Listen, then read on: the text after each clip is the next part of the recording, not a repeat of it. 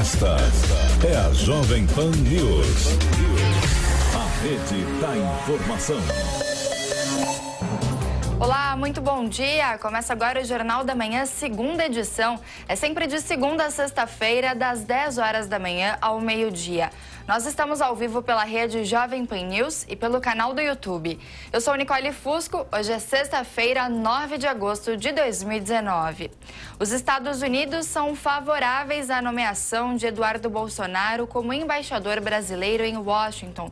O governo federal foi informado nesta quinta-feira de que os americanos deram aval para a indicação do filho do presidente Jair Bolsonaro. O pedido de agremã, como é chamado a consulta feita pelo Itamaraty, foi enviado no final de julho aos Estados Unidos e retornou ao Brasil nesta semana. Com o aval norte-americano, agora Jair Bolsonaro pode oficializar a indicação do filho ao cargo.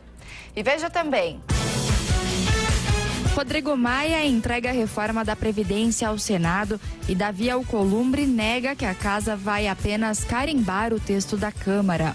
Comissão Mista de Orçamento aprova a Lei de Diretrizes Orçamentárias para 2020 com fundo eleitoral maior e salário mínimo de R$ 1.040. Ministro da Justiça e Segurança Pública, Sérgio Moro, pede investigação contra o presidente da OAB, Felipe Santa Cruz, pelo crime de calúnia.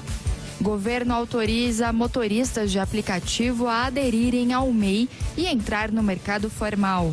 Ministro da Economia, Paulo Guedes, planeja apresentar projeto da reforma tributária na semana que vem. O Ministério Público de São Paulo decide arquivar a investigação da denúncia de estupro contra o atacante Neymar. Esses e outros destaques você acompanha agora no Jornal da Manhã, segunda edição.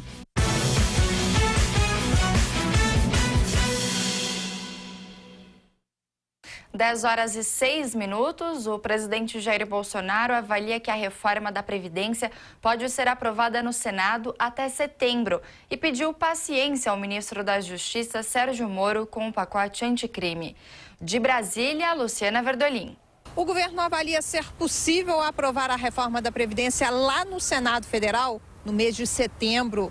Para garantir que as pautas prioritárias avancem, no entanto, o presidente Jair Bolsonaro admite que é preciso saber jogar o jogo do Congresso Nacional. O projeto de lei anticrime do ministro da Justiça, Sérgio Moro, por exemplo, está em compasso de espera. O presidente disse que já pediu paciência ao ministro, que estava acostumado, segundo ele, a decidir sozinho. Jair Bolsonaro justifica que, nesse momento, é preciso evitar que deputados e senadores condicionem a aprovação de uma proposta, por exemplo, à retirada de outra. Teve alguma reação do parlamento e você não pode causar turbulência. Lamento, mas tem que dar uma segurada. Eu não quero pressionar isso daí, atrapalhar, tumultuar lá. Tantas outras propostas não enviamos para não atrapalhar a Previdência. Porque quando você manda uma proposta para lá, já tem alguns deputados e senadores que passam a ser contra essa proposta minha. Daí é natural. Depois de afirmar que Moro deveria ter paciência, o ministro da Justiça foi o convidado do presidente na live semanal, transmitida toda quinta-feira pelas redes sociais. Bolsonaro afirmou que vai pedir ao presidente do Senado, Davi Alcolumbre, que coloque em votação pelo menos a questão envolvendo a redução da maioridade penal para crimes graves. Apesar dos avisos do presidente Bolsonaro, o ministro da Justiça sinaliza que vai insistir na necessidade de votação rápida da lei anticrime. Então, acho assim, fundamental a importância das reformas econômicas, mas nós precisamos também tratar da segurança das pessoas, embora nós estamos fazendo isso no seu governo, reduzindo essa taxa de crimes. Com o projeto anticrime nós vamos ter condições de dar um salto, na minha opinião. Ontem o presidente confirmou que tem pelo menos 5 nomes que poderão ser indicados à Procuradoria-Geral da República. Ele disse que tem recebido várias indicações e está analisando todos os perfis e pode inclusive reconduzir a atual procuradora Raquel Dodge. Ressaltou, porém, que a busca é por um nome mais conservador. Esperamos ter um procurador que trate a questão ambiental, por exemplo, sem radicalismo. Eu estou há 6 anos, o Brasil está há 6 anos aí tentando fazer o linhão de Manaus-Boa Vista, em grande parte, problema ambiental. que não atrapalhe na questão de minorias. Acabar de ver índios aqui querendo progredir, né? Querendo progresso, querendo ser como nós somos. E tendo em vista, eles estão enquadrados nas minorias, o MP, eu sei que tem as suas câmaras, etc., tem muita independência também lá, mas a gente conta que com esse futuro chefe do MP trabalhe nesse sentido junto aos seus pares, evitar essa forma xiita, se tratar aqui as minorias. Ele aproveitou também para mandar um recado. Não quer mais estrelismo na Procuradoria-Geral da República. Não quero alguém que traga para si aí os holofotes. Essa não é a intenção, é resolver o assunto. Existe, em todos os meios tem gente. Tem gente que trabalha com estrelismo. O presidente ainda comentou críticas que o subprocurador Augusto Aras tem recebido e afirmou que isso fortalece, na verdade, aqui dentro da disputa. De Brasília, Luciana Verdolim. Pacote do ministro da Justiça e Segurança Pública, Sérgio Moro, pode ser aprovado até o fim do ano, apesar de aos poucos sofrer mudanças no Congresso. A discussão ainda está na Câmara, mas parlamentares das duas casas discutem o texto com medidas contra a corrupção e o crime organizado. No entanto, parte das propostas vem sendo alterada ou retirada, como a prisão de condenados em segunda instância. Em audiência no Senado, nesta quinta-feira, o presidente da Associação Nacional do Ministério Público, Vitor Hugo de Azevedo, chamou o pacote de moralizador. Trazer uma maior eficiência para o sistema de justiça criminal, aliás, o desmoralizado sistema de justiça criminal vigente no país, né? E de criar alguns instrumentos para que se dê efetividade, celeridade, sem o que não é possível reconhecer dignidade pro direito penal do país. O promotor Vitor Hugo de Azevedo acrescentou que reformas pontuais não dão resultado na área criminal. O presidente da Comissão Penal do Instituto dos Advogados Brasileiros, Márcio Gaspar Barandier, faz o contraponto e critica as principais mudanças propostas. Todas as medidas propostas são de alterações para aumentar a privação da liberdade, elevação de penas, endurecimento de regimes prisionais, antecipação de execução de condenação não definitiva, até ressuscitando hipótese de prisão preventiva obrigatória, o que é totalmente incompatível com a Constituição Federal.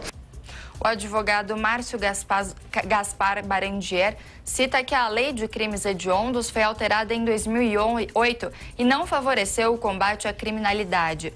Já o subprocurador da República, Domingos Salves Dresch da Silveira, ressalta que o modelo de punição precisa ser mudado. A lei dos crimes hediondos completa 30 anos. Esse processo não começou com ela, mas teve uma espetacularização com a lei dos crimes hediondos. Era preciso que as penas ficassem mais duras, os regimes de cumprimento das penas fossem mais severos para que nós tivéssemos menos violência e mais segurança. Em meio ao debate dos especialistas nessa semana, o ministro Sérgio Moro sofreu mais uma derrota com a retirada da proposta do plea bargain do pacote.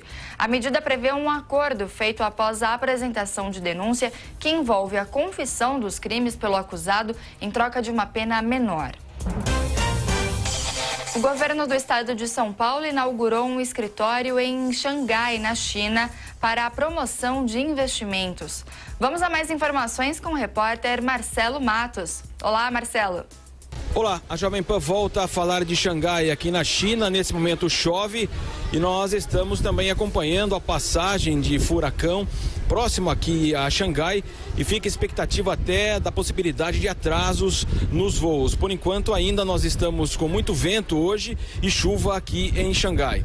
E hoje o governo do estado de São Paulo, juntamente com a Invest São Paulo, eles inauguraram um escritório paulista aqui em Xangai para a promoção de investimentos. E esse escritório que fica numa região aqui muito próxima de um aeroporto, uma nova a região de desenvolvimento aqui de Xangai e a expectativa que possa fazer justamente a interface, né, entre os empresários brasileiros que pretendem investir aqui na China e também vice-versa, produtos brasileiros e chineses que possam investir no Brasil.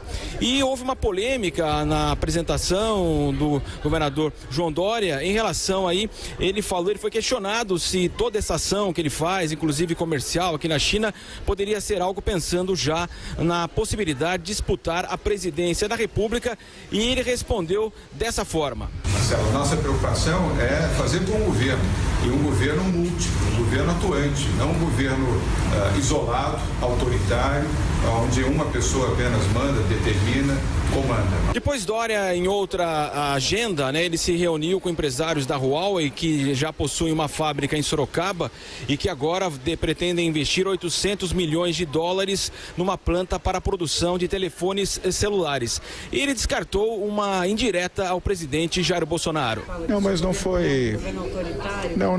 Não é um governo centralizador, mas eu nunca fiz governos centralizadores, nem como prefeito e nem como governador. Aliás, eu cumpro uma promessa de campanha, fazer um governo descentralizado, municipalista, delegador, como nós temos feito, e não há nenhum recado ao governo federal de nenhuma espécie. No balanço da missão aqui Brasil-China do estado de São Paulo, o governador Dória garante que o estado deverá receber até o momento, em projetos anunciados, principalmente na área de infraestrutura, pelo menos 24,8 bilhões de dólares. Essa é a expectativa aí em relação a essa missão na China. Daqui a pouco voltaremos com mais informações diretamente da China. Deltan Dallagnol diz que mensagens atribuídas a ele são uma reação da corrupção contra a Lava Jato. Em entrevista à revista Época, o procurador da República negou todo o conteúdo que foi divulgado sobre ele nas últimas semanas e disse que não deve nada. Ele admitiu apenas ter cogitado a criação de uma empresa para gerir as palestras, mas frisou que, se a tivesse feito, estaria seguindo a lei. Deltan afirmou, por fim, que, apesar da ameaça de afastamento da força-tarefa, continua com o propósito de seguir servindo à sociedade. Lula pode progredir para regime semiaberto a partir de 23 de setembro. Preso há 1 ano e 4 meses, o ex-presidente ainda precisa cumprir mais 45 dias de prisão para solicitar a mudança. No entanto, antes de obter a progressão do regime, o líder petista terá que pagar uma multa de mais de 4 milhões de reais. Caso o ex-presidente consiga o benefício, ele poderá deixar a prisão durante o dia para trabalhar e retornar à noite para dormir. Economistas alertam que conflito comercial entre Estados Unidos e China pode levar a uma recessão econômica mundial. Baseiam as previsões negativas em fatos como a queda na produção industrial da Alemanha em junho, a maior em 10 anos. Singapura deve entrar em recessão técnica no 3º trimestre e com um crescimento do PIB de apenas 0,5% neste ano. Em recente entrevista, o ex-secretário do Tesouro americano, Larry Summers, advertiu em linguagem figurada que, se você insiste em brincar com fogo, pode acabar se queimando. O governo autoriza motoristas de aplicativos a aderirem ao MEI e assim entrar no mercado formal. Daniel Lian.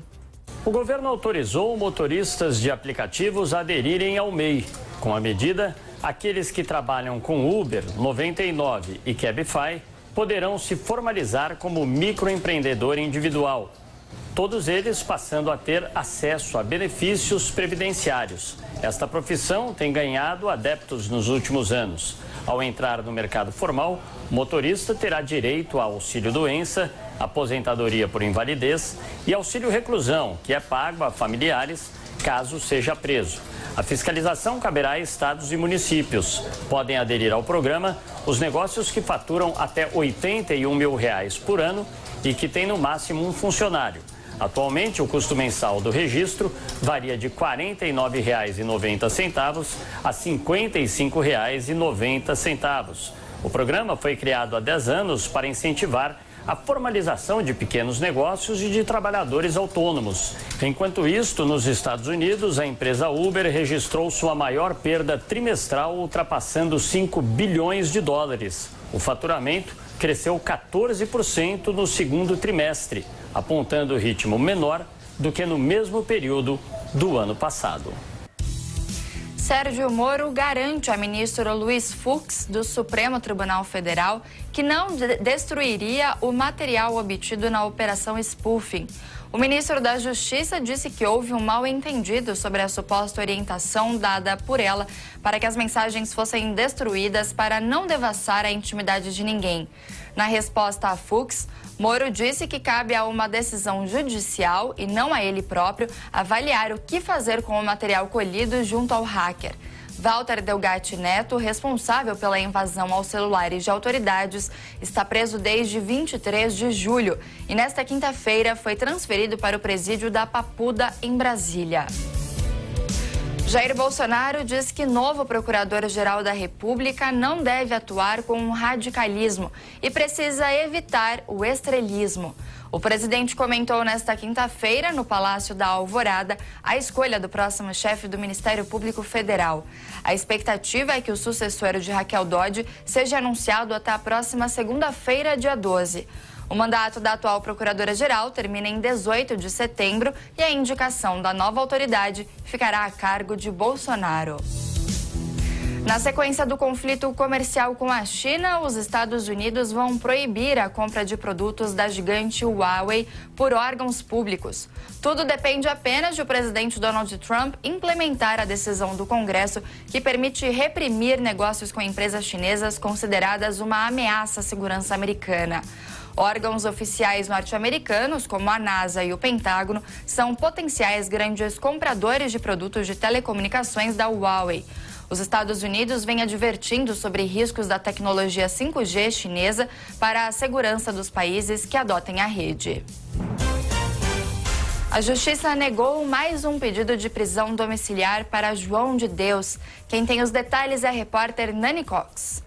A Justiça de Abadiânia negou mais um pedido de prisão domiciliar de João Teixeira de Faria, o João de Deus. A defesa havia pedido que o médium deixasse o núcleo de custódia em Aparecida de Goiânia e cumprisse a prisão preventiva em casa. A juíza Rosângela Rodrigues entendeu que não há fatos novos que justifiquem o habeas corpus. João de Deus recebeu centenas de denúncias de abusos sexuais cometidos durante atendimento espiritual. As vítimas prestam depoimento à Justiça e o processo caminha para a conclusão. A promotora que recebeu as denúncias feitas à Justiça de São Paulo espera que o médium seja condenado. Gabriela Mansur ressaltou a gravidade do caso, onde João de Deus se valeu da fé e da última esperança para se aproveitar das vítimas. Fazendo-as acreditar que estavam num processo de cura, muitas vezes de uma doença grave, fatal, como câncer, como outras doenças de filhos, de parentes, que aguardavam na porta de fora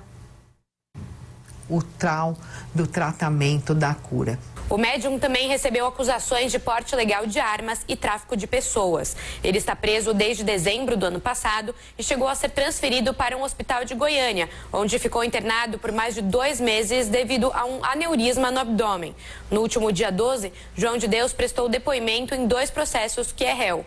Ele voltou a negar veementemente os abusos sexuais. O médium admitiu a posse de armas, mas disse que não sabia que era crime guardá-las em casa.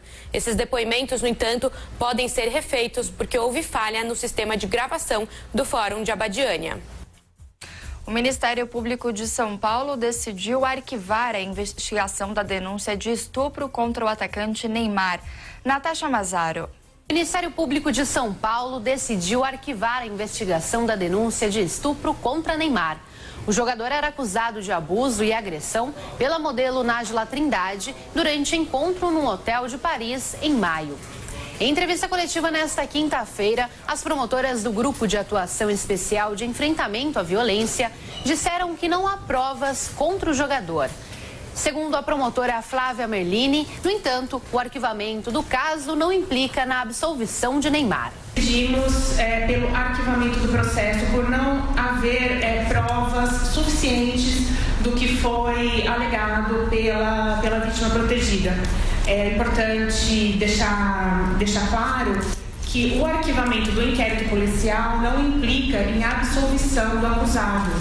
Isso porque o arquivamento por falta de provas, esse inquérito policial, ele pode ser reaberto a qualquer momento. Sobre as supostas agressões, a promotora afirmou que o laudo do Instituto Médico Legal não constatou nenhum sinal de violência.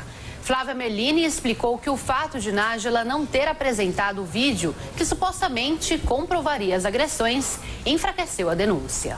Ela mencionou o tempo todo que a prova que ela tinha dos fatos que ela noticiou, pelo qual ela fez o boletim de ocorrência, estavam nessas filmagens do celular dela. Só que esse celular ela se recusou a entregar no primeiro momento na delegacia de polícia e no segundo momento ela disse que tinha desaparecido e ela entregou outros aparelhos, aparelhos que ela comprou no dia anterior para tentar recuperar o arquivo.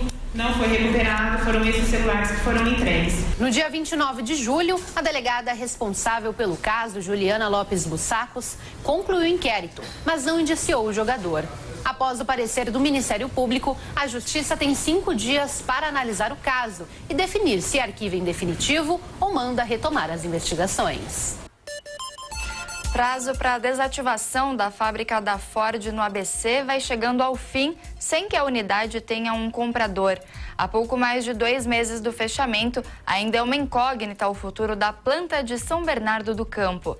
A produção de automóveis já está paralisada e a de caminhões deve ser encerrada em outubro. O Sindicato dos Metalúrgicos diz que dos 2.800 funcionários da fábrica, restam 1.200. O governo federal estuda dobrar o transporte ferroviário.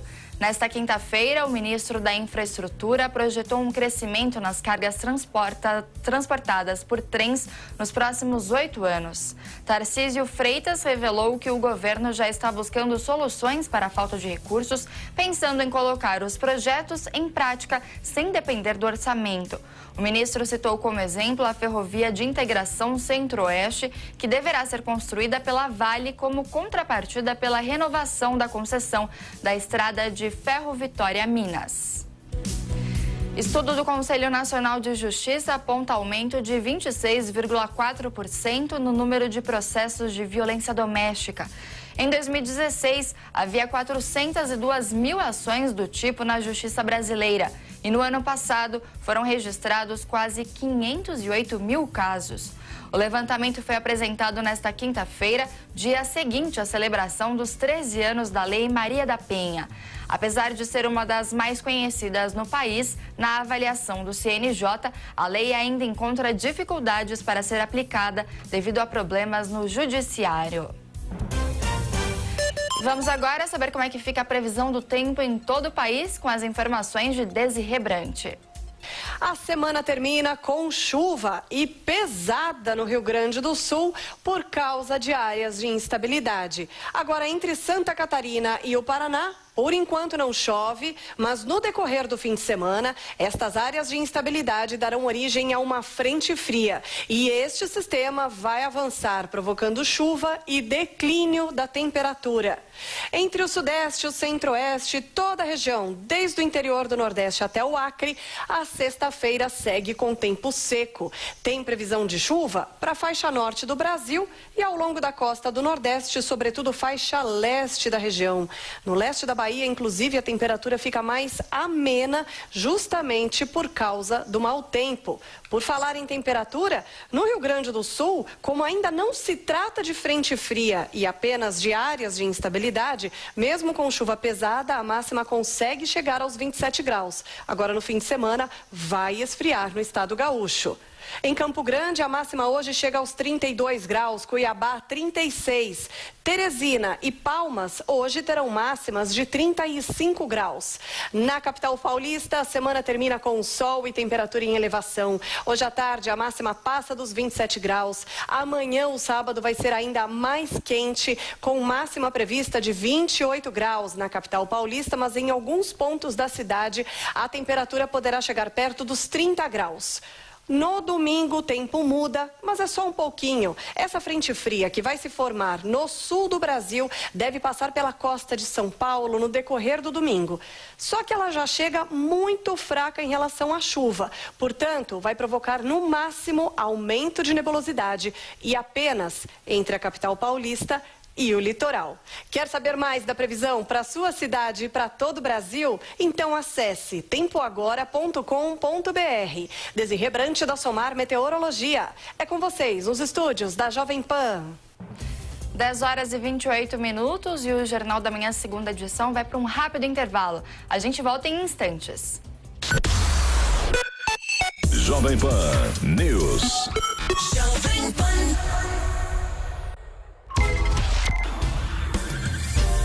Saúde.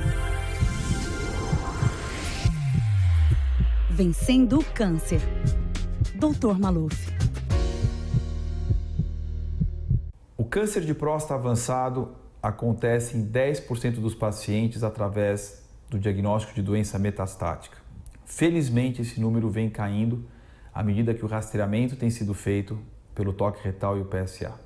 Mas ainda, por volta de 10% dos pacientes apresentam com doença envolvendo outros órgãos, como por exemplo fígado, pulmão e ossos. Em alguns países como o Brasil, pela falta do rastreamento, esse número é até maior, ele pode chegar até 30%. A supressão da testosterona é o tratamento de escolha para essa situação até poucos anos atrás. Por quê? Porque essa célula maligna se alimenta de testosterona como seu alimento principal. O fato é que, apesar das respostas serem muito interessantes, em tempo entre 1 ano a 1 ano e meio, pode ocorrer uma resistência dessas células, mesmo num ambiente com pouca testosterona. Para evitar que isso acontecesse ou prorrogar isso, 2 medicações já foram aprovadas, combinadas com a supressão da testosterona. Um novo hormônio chamado abiraterona e um quimioterápico chamado docetaxel. Recentemente, no Congresso Americano de Oncologia, na área de urologia, uma nova medicação chamada enzalutamida foi avaliada também para esse fim. Esse estudo envolveu 1.150 pacientes com câncer avançado de próstata e foram divididos em 2 grupos: diminuição da testosterona através de injeções, mais enzalutamida, versus a diminuição da testosterona pelas injeções mais placebo. A combinação de enzalutamida com a diminuição da testosterona pelas injeções foi associada a uma redução do risco de morte ou progressão por exames de imagem em 61% dos pacientes. Esse número é muito importante e reflete a atividade dessa droga. Nós não temos ainda os dados de sobrevida global que são esperados, mas mostra que enzalutamida pode ser sim a terceira medicação que serve como opção a ser combinada com a supressão da testosterona. Aprovado já abiraterona e docetaxel, que é um quimioterápico. Nós somos o Instituto Vencer o Câncer. Estamos sempre muito animados com as novidades positivas para os pacientes. Acesse o nosso site vencerocâncer.org.br. Vencendo o câncer. Dr. Maluf.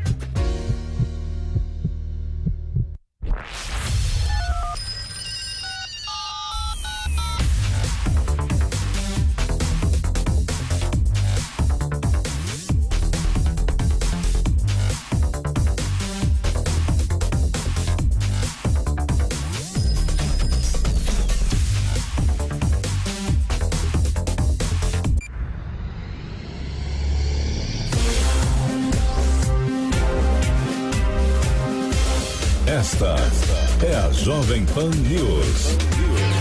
A rede da informação.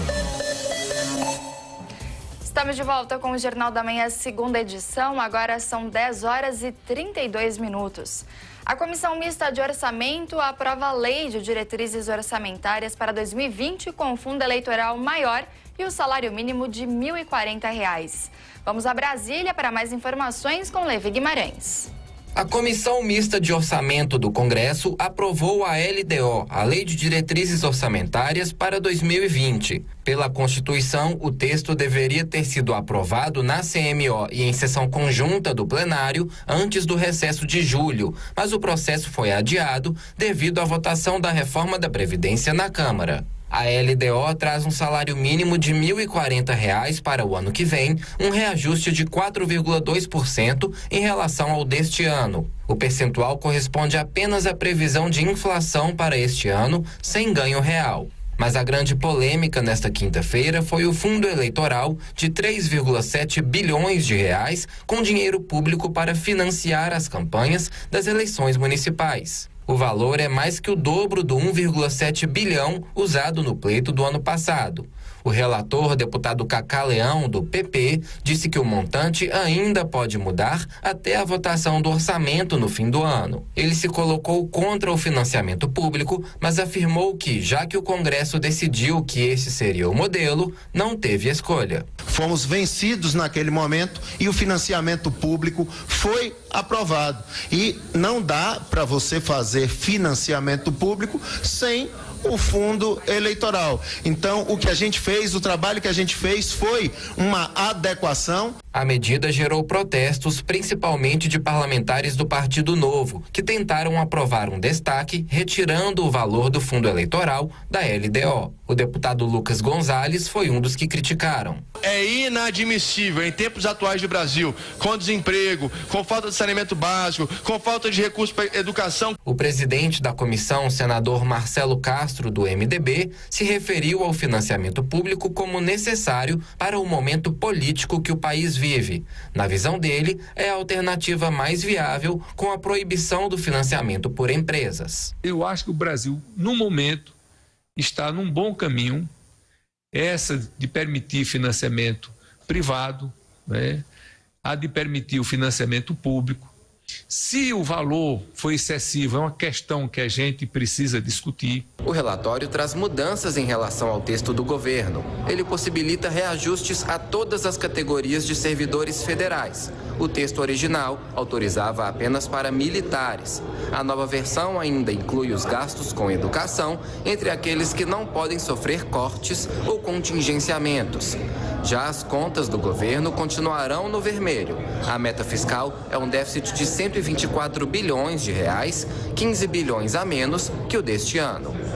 De Brasília, Levi Guimarães. Rodrigo Maia entrega a reforma da Previdência ao Senado e Davi Alcolumbre nega que a casa vai apenas carimbar o texto da Câmara. Ainda em Brasília, a gente vai agora com a reportagem de Antônio Maldonado.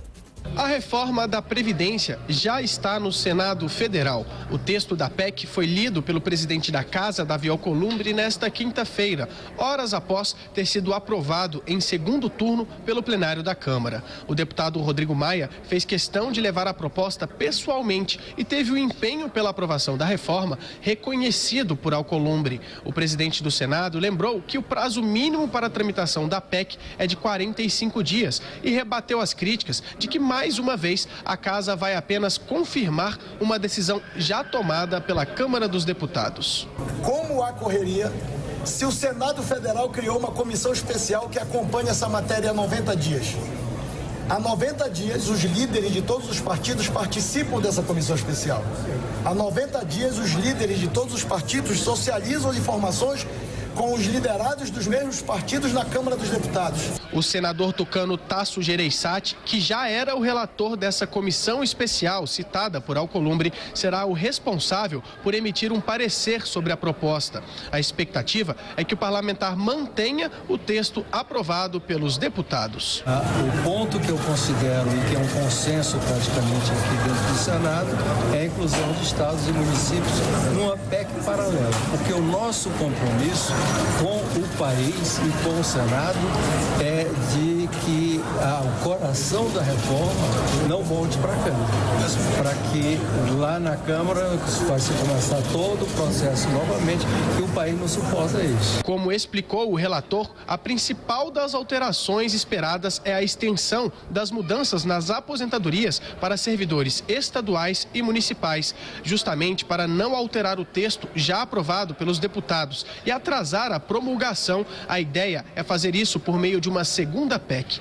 O presidente da Câmara, que tentou e não conseguiu incluir estados e municípios na proposta, está confiante em um cenário diferente no Senado Federal. Porque se os senadores do PCdoB, do PDT, do PSB e do PT colaborarem com a PEC paralela, né, certamente ela chega com o Senado com apoio desses partidos na PEC paralela. Aí o ambiente é outro. Aí, em vez de chegar quadrado na Câmara, ela chega redonda. Quem de fato escolheu Tasso Gereissati como relator foi a presidente da Comissão de Constituição e Justiça, senadora Simone Tebet. O colegiado é a primeira etapa que a reforma da Previdência precisará vencer no Senado, o que a parlamentar acredita que pode acontecer até no mais tardar a primeira semana de setembro. Dia 14 aprovação de requerimento, dia 20, a semana do dia 21, audiência pública, dia 28, se o relator estiver apto, pronto, ele pode entregar o relatório para votarmos na primeira semana de setembro, na Comissão de Constituição e Justiça, o relatório inicial para ser pautado em plenário. De qualquer forma, o cronograma, mesmo de tramitação da reforma da Previdência no Senado, será definido em uma reunião entre o presidente Davi Alcolumbre e os líderes partidários, marcada para terça-feira. A ideia dele é concluir os 2 turnos de votação e promulgar as mudanças até no mais tardar a primeira semana de outubro. A questão é que, diferentemente da Câmara, onde o que vale são as sessões do plenário, no Senado, os prazos contam por dias. Isso torna a tarefa de acelerar o processo legislativo ainda mais complicada. De Brasília, Antônio Maldonado.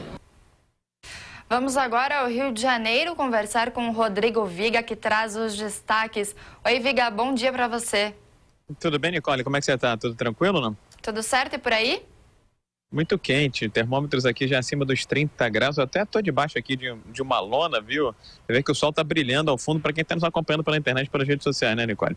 O sol está brilhando ao fundo, então, eu estou aqui no bairro da Urca, zona sul do Rio de Janeiro, aqui está o ministro da Infraestrutura, o Tarcísio de Freitas, que está participando de uma solenidade, né, para celebrar os 227 anos do IME, uma instituição que produz rotineiramente, minha cara Nicole, grandes profissionais, grandes engenheiros para a sociedade, para as grandes empresas brasileiras. O ministro Tarcísio me disse agora há pouco que tem a certeza plena e absoluta que o preço das passagens aéreas vai cair em breve, até o final do ano.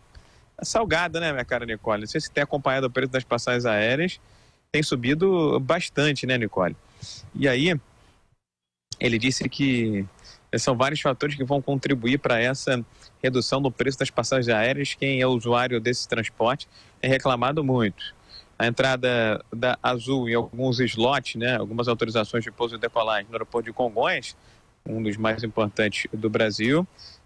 Além disso, a Gol, né, a companhia aérea Gol, vai entrar em operação com novas aeronaves de grande porte, e ainda companhias estrangeiras entrando por aqui. Sobre o decreto, né, da relicitação de concessões feitas no passado, mas que não deram certo, a regulamentação saiu esta semana, o ministro Tarcísio, deixa eu chegar um pouquinho para trás aqui, deu uma escurecida, agora sim, normal. O ministro Tarcísio de Freitas afirmou que a relicitação vai acontecer num prazo de até 2 anos, ou seja, se você decide devolver aquela concessão amanhã, depois de amanhã, para que ela seja efetivamente relicitada, porque tem que ser feito todo um cálculo de indenização, desenvolvimento de projeto. Esse processo pode demorar 2 anos, mas nesse interim, segundo o ministro Tarcísio de Freitas, quem vai continuar com a obrigação de gerir os ativos, as concessões, continua sendo a operadora, o grupo, o consórcio, que mesmo devolvendo a concessão precisa permanecer, continuar com essa obrigação. Estou falando de infraestrutura. Ontem à noite teve uma tragédia aqui no Rio de Janeiro, minha cara Nicole, ouvintes internados da Jovem Pan.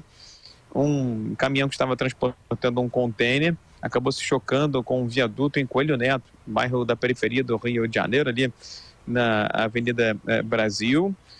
Essa estrutura, esse viaduto acabou cedendo, acabou ruindo, e o viaduto caiu sobre a boleia do caminhão, matando 2 pessoas, um ajudante e um motorista dele, o motorista de 62 anos de idade e o ajudante de 29 anos de idade.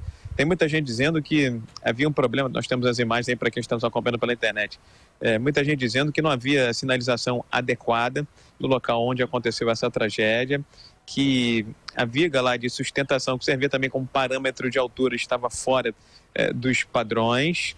E mais do que isso, minha cara Nicole, que esse era um problema já anunciado, era uma tragédia anunciada, porque na véspera, um caminhão que estava transportando resíduos, lixo, ele tinha passado pelo mesmo problema, só que como era lixo, né, não era um volume sólido intenso, não teve o problema que nós tivemos ontem à noite. O acidente, como dizem por aqui, já foi desfeito, o caminhão já foi retirado, os corpos já foram identificados e levados para o IML. A polícia está investigando esta tragédia. E para fechar, minha cara Nicole, ouvintes internautas da Jovem Pan, saíram os dados do setor de serviços, mais um segmento da economia brasileira que não vai bem.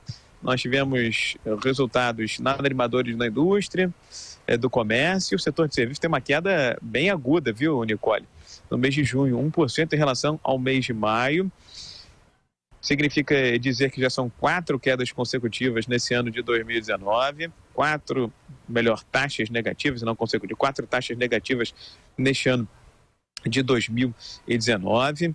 O setor de serviços vem sofrendo, né, com o ritmo lento da economia, e o economista do IBGE, o Rodrigo Lobo, responsável pelo setor de serviços, entende que para o setor de serviços, mesmo os saques do FGTS, que podem dar uma dinamizada na economia, para o setor de serviços terão um efeito muito pequeno, muito marginal, porque atingem o setor de prestação de serviços às famílias, que tem um peso bem pequeno na composição da pesquisa mensal de serviços. Vamos ver e ouvir o Rodrigo Lobo aqui na Jovem Pan. Esse tipo de ação, né, de aumentar a renda disponível das famílias, ele acaba tendo um impacto não tão significativo no setor de serviços, haja vista que o segmento que poderia ser mais impactado são os serviços prestados às famílias, que tem um peso menor no cômputo dos 5 setores investigados na pesquisa mensal de serviços. Os serviços prestados às famílias pesam em torno de 9%, então o incremento do FGTS poderia impactar, por exemplo, a receita das empresas de hotéis, as empresas de restaurantes, de buffet e comida preparada. É nesse sentido que pode haver algum tipo de incremento, mas é um setor que já está mostrando algum tipo de dinamismo, então um incremento a mais nele dificilmente teria um impacto bastante significativo no setor de serviços como um todo. Então, o Rodrigo Lobo, e tem muita gente que pode usar esse saque de R$500 do FGTS, né, minha cara Nicole, para pagar dívida, para honrar os seus passivos. Eu falei sobre muitos casos de violência, esqueci de contar um, viu, Nicole? Um jovem de 17 anos de idade, identificado como Gabriel Pereira, é a mais nova vítima de bala perdida no Rio de Janeiro, estava seguindo para a escola, acabou sendo atingido, acabou sendo alvejado. São quase 100 casos de balas perdidas no Rio de Janeiro nesse ano de 2019, com 21 óbitos, segundo estatísticas extraoficiais. Nicole. E Viga, só uma curiosidade, onde é que você está? Bonito, né? Aqui é a Urca, né? Uma área bonito. Militar. Posso dar um giro aqui rapidinho? Claro, Nicole? por favor, quem nos acompanha por imagens vai gostar também de ver essa paisagem, tá muito bonito. Ali atrás, é bem bacana, e ali atrás, não sei se vai dar para ver, lá vem ele, o bondinho do Pão de Açúcar. Vai dar para ver? Dá para ver sim. Ele tá descendo agora. Então nós temos lá o bondinho do Pão de Açúcar, já ele vai estar aqui no Cabo de Aço numa posição mais favorável. Ele desce calmo, desce tranquilo, desce com parcimônia. Obrigada, Viga, pelas informações. Ótimo dia, ótimo trabalho para você. Curta aí esse céu maravilhoso que está no Rio, super azul. Muito obrigada. Bom, o Viga estava falando, né, que o IBGE afirmou que os saques do FGTS não vão recair tanto, ajudar tanto o setor de serviços, mas o governo afirmou que a liberação do FGTS terá um impacto mais forte na economia do que o previsto em outros setores. A reportagem é da jornalista Marcela Lorenzeto. O governo afirma que a liberação de saques do Fundo de Garantia será uma medida a curto prazo, mas que terá impacto mais forte na economia do que estão prevendo. A declaração foi do secretário de Política Econômica do Ministério da Economia, Adolfo Saxida, que participou de um evento do BTG Pactual nesta quinta-feira em São Paulo. O economista reforçou que a medida não é conjuntural, mas sim estrutural. Estamos dando a chance do trabalhador ter acesso a esse dinheiro sem sair da empresa. De novo, estamos ampliando o direito de escolha do trabalhador. O secretário de Política Econômica, Adolfo Saxida, afirma que só em São Paulo, pelo menos 62% da população serão afetados com os saques do FGTS. Para o estado de São Paulo, 28 milhões de trabalhadores paulistas vão receber esse dinheiro. 15 bilhões a mais na economia paulista. No Nordeste, 30% da população nordestina vai ser atingida pela distribuição do FGTS.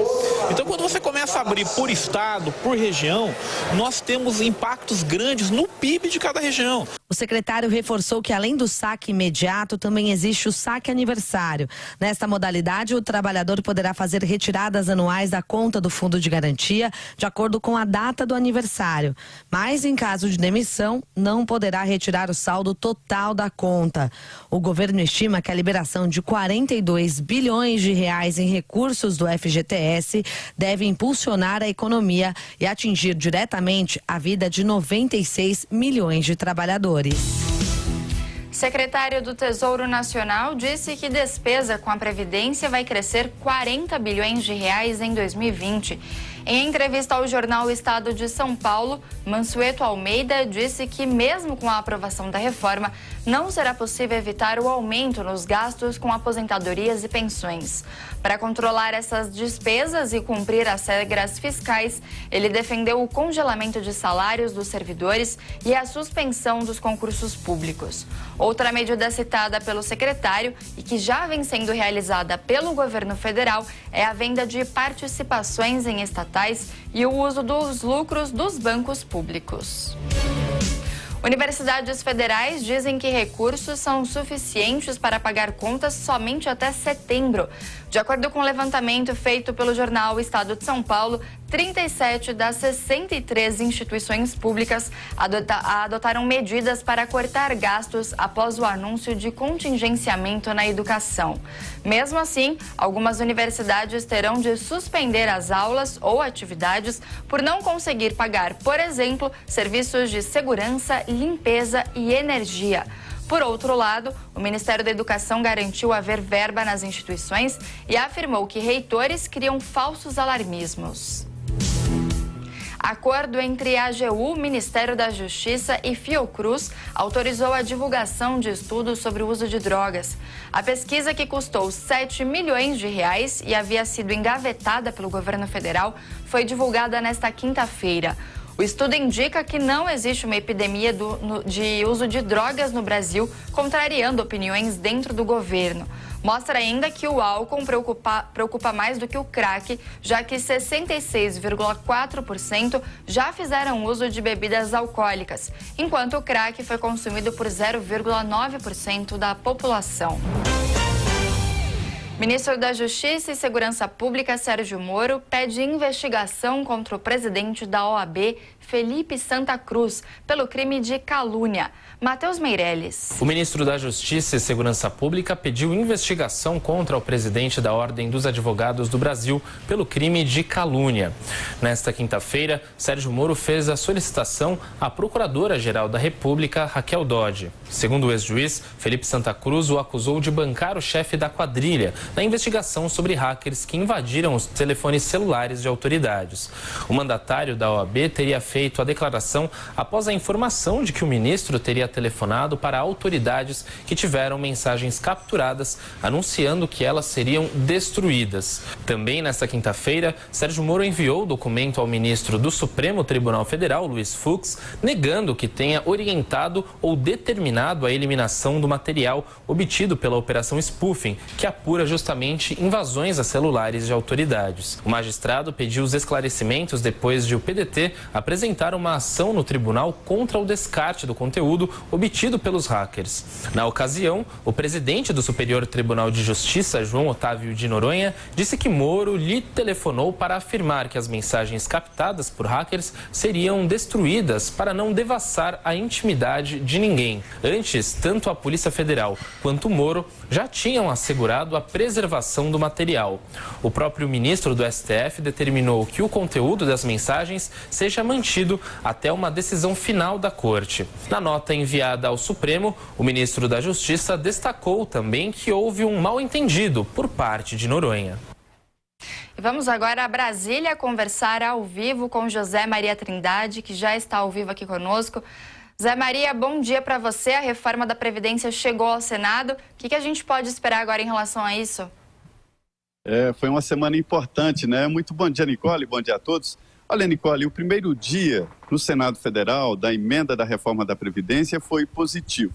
As conversas foram boas. O relator já indicado, oficializado, senador Tasso Gereissati, do PSDB do Ceará, indicou claramente de que o Senado deve aprovar o texto base da Câmara dos Deputados e aí as divergências e partes polêmicas devem ficar para a chamada emenda paralela.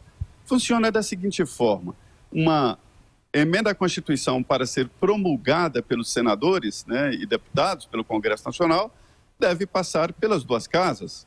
E aí o que passar, a parte comum entre Câmara e Senado, será imediatamente promulgada e a outra fica para a chamada emenda paralela.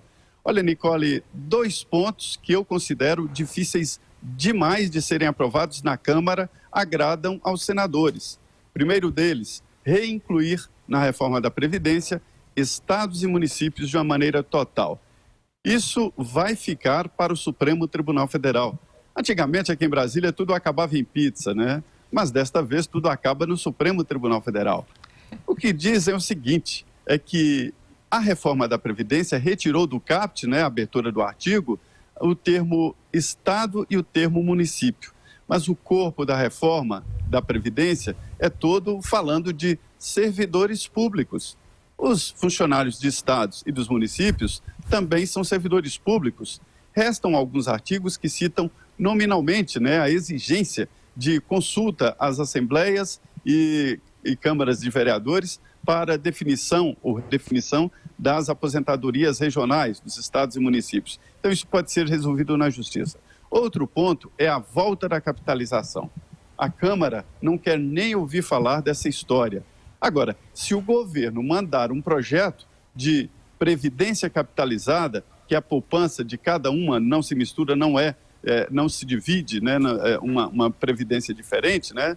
Se houver mesmo a decisão do governo de mandar o projeto, como tudo indica, terá que vir uma capitalização completa, ou seja, com todos os detalhes do que seria e de como será esta capitalização. É tanto, Nicole, que o Congresso Nacional já está tratando da reforma tributária, que considera a reforma da Previdência basicamente decidida.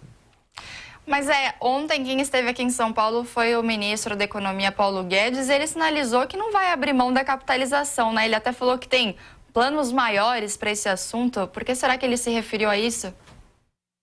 Olha, Nicole, esse eu sempre falei que era o coração da nova Previdência Social. Se eu tivesse que adiantar um ponto central da reforma da Previdência, ou seja, de uma nova Previdência imaginada pelo ministro Paulo Guedes, eu diria que é a capitalização. Essa capitalização foi aplicada no Chile, não deu muito certo depois na definição de aposentadorias, mas alavancou o país com relação à poupança interna e com relação ao desenvolvimento econômico, criação de empresas, de empregos, e isso foi muito importante. Então, o que faltou ao governo foi definir o que é e qual é essa capitalização que eles querem.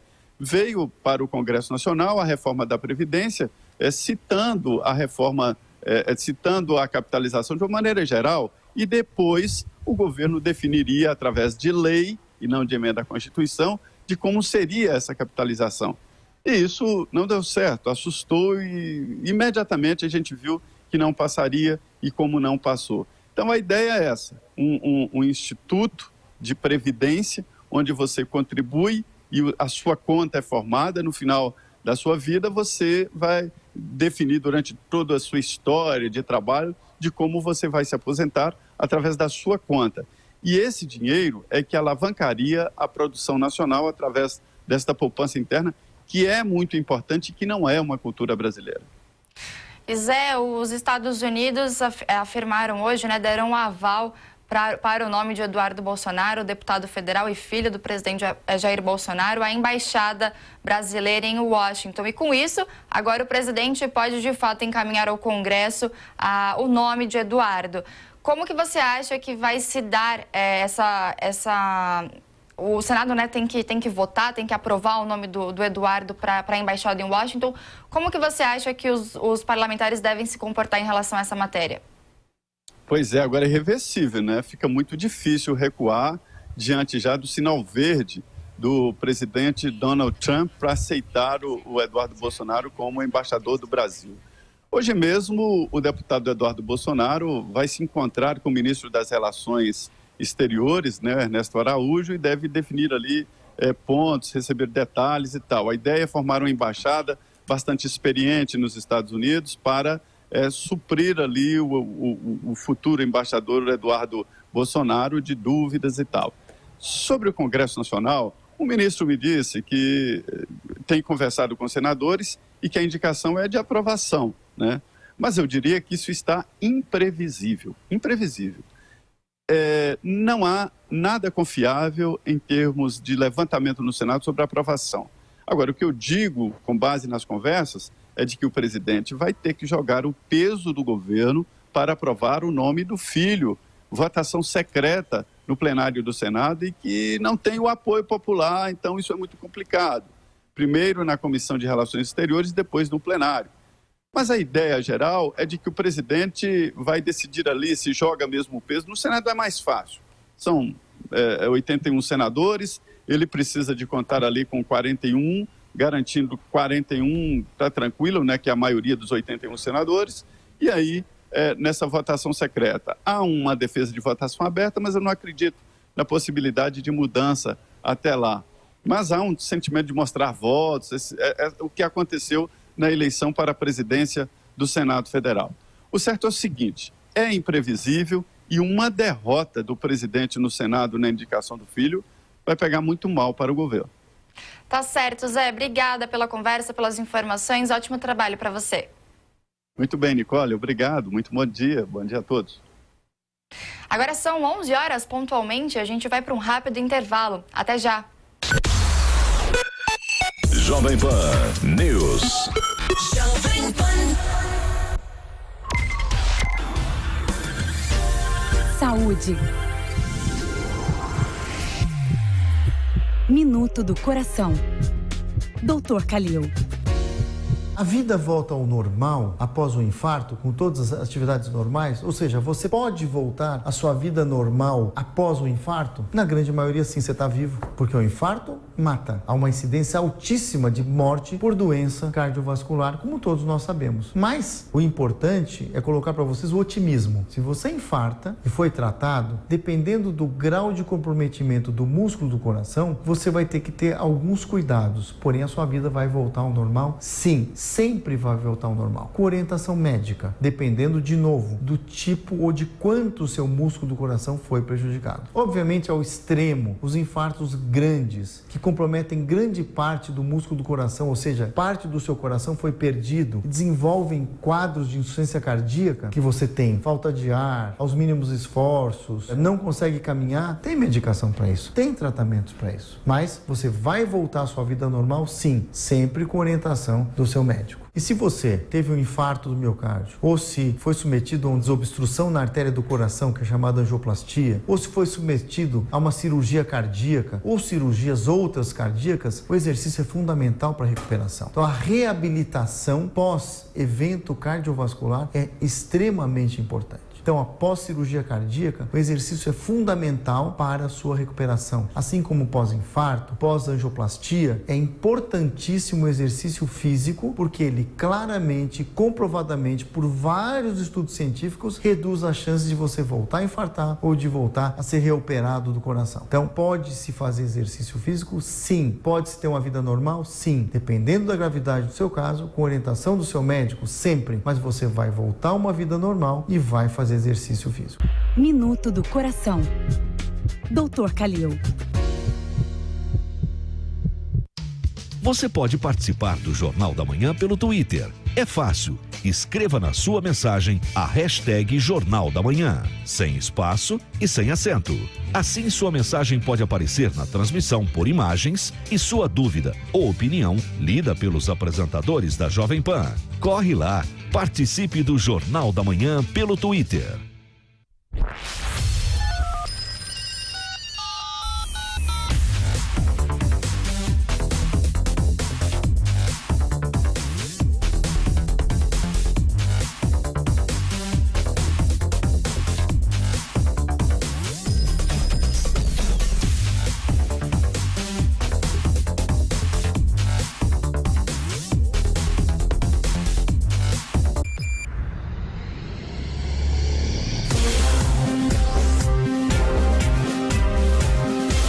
Esta é a Jovem Pan News.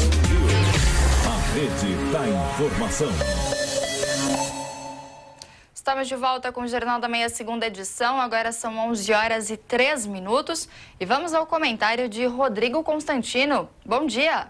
Bom dia. Logo após a histórica aprovação da reforma previdenciária em 2 turnos na Câmara, o secretário Rogério Marinho já estava reunido com o presidente Rodrigo Maia, o secretário Paulo Webel e o deputado Jerônimo Gorgen para debater sobre a MP da Liberdade Econômica e evitar que ela possa caducar. A luta incansável pela agenda reformista merece reconhecimento e apoio.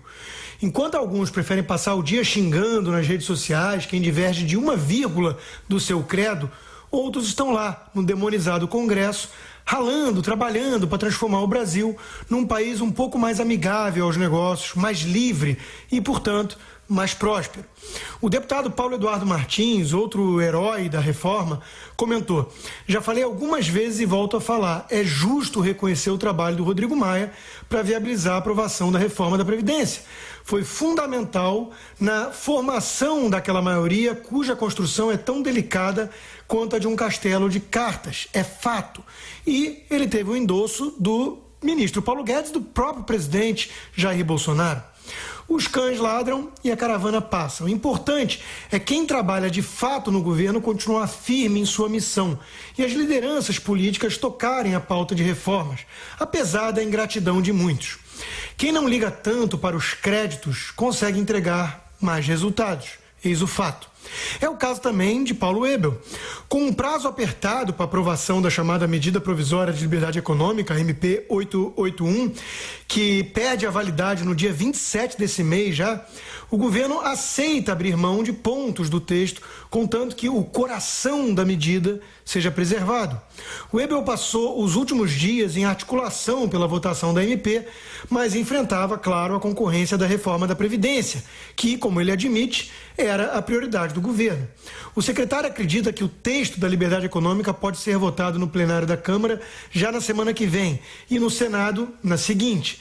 O Webel disse que o governo ainda não fechou opinião sobre o relatório do deputado Jerônimo Gorgen, do PP, que ampliou o escopo da MP, uma mini reforma trabalhista, e que queria um texto mais focado, mais próximo do original. Ele, no entanto, defendeu alterações incluídas no relatório, como mudanças na legislação trabalhista, que permitem um trabalho 3 domingos por mês e mudanças no controle de ponto. Vejo de forma positiva, o Brasil tem 13 milhões de desempregados, o Estado não pode ficar escolhendo quem pode e quem não pode trabalhar no domingo, por exemplo, afirmou. O secretário disse que o governo não cogita enviar um projeto de lei caso a MP não seja aprovada, porque está otimista e focado na aprovação do texto. Seria um retrocesso muito grande, o Brasil tem pressa, por isso mandamos por MP as alterações, completou. De fato, o Brasil tem muita pressa. São 13 milhões de desempregados ainda, fora os tantos outros em subempregos ou na informalidade. Não há tempo a perder. Não dá para descansar. É necessário aproveitar o clima favorável às mudanças mais liberais, um Congresso mais sintonizado com essa demanda da sociedade e partir para as reformas. A MP da Liberdade Econômica, segundo o próprio governo, poderá gerar quase 4 milhões de empregos em até 15 anos. Espera-se que seja logo aprovada. E vamos a Xangai, na China, onde o repórter Marcelo Matos conversa com o governador de São Paulo, João Dória. Olá, Marcelo. Olá, a Jovem Pan mais uma vez volta a falar aqui da China, desta vez em Xangai. Ao nosso lado, o governador de São Paulo, João Dória. Eu gostaria que o senhor falasse sobre um balanço dessa missão. O senhor, quando era prefeito de São Paulo, veio à China e agora, como governador, o que o senhor espera em relação aos resultados futuros dessa missão Brasil-China? Marcelo, resultados ainda melhores. O momento é outro e as circunstâncias favorecem o Brasil. Por quê? Primeiro, as medidas retaliatórias do governo americano em relação ao governo chinês colocam claramente o governo chinês em busca de novos parceiros comerciais para a diluição do risco americano. E o Brasil é uma grande opção dentro desse contexto, um mercado que os chineses já tinham definido como prioritário na América Latina e agora, em função das medidas do governo Trump, ainda mais. E neste contexto, São Paulo se destaca. Não que não seja importante o Brasil como um todo, mas nós saímos na frente, estamos aqui com uma missão empresarial com 6 secretários de Estado, 35 empresas baseadas em São Paulo e um robusto programa de desestatização com 62 programas de desestatização entre privatizações, parcerias público-privadas e concessões. E neste contexto específico, você mesmo acompanhou que na área de infraestrutura, rodovias, ferrovias, metroviários, trens metropolitanos, os aeroportos regionais, o Porto de São Sebastião, a própria perspectiva da Sabesp, representam um fortíssimo interesse de investidores chineses, tanto no financiamento como no apoio a empresas chinesas para a exploração de novas linhas de metrô, as linhas intercidade, São Paulo para o ferroviário, para trens, São Paulo, São José dos Campos, São Paulo, Campinas, Americana, igualmente os trens metropolitanos, a infraestrutura de rodovias e um destaque também a despoluição do Rio Tietê e Pinheiros. Tudo isso nos 4 primeiros dias da nossa viagem aqui à China, que ainda não terminou. Nós estamos na quinta-feira neste momento, ainda temos hoje e amanhã e sábado pela manhã com encontros bilaterais ampliando essas perspectivas. Eu posso afirmar com tranquilidade que a viagem já se tornou um sucesso mesmo antes dela ser concluída. É um movimento oposto do presidente Jair Bolsonaro em relação à total abertura aos Estados Unidos? Bem, eu não posso falar pelo presidente Bolsonaro, nem posso falar pelo Brasil, falo por São Paulo. E tenho a impressão que não. Eu vejo o ministro Paulo Guedes também muito sintonizado com a questão global e não há como se afastar do maior parceiro comercial do Brasil, que é a China, que é também o maior parceiro comercial de São Paulo.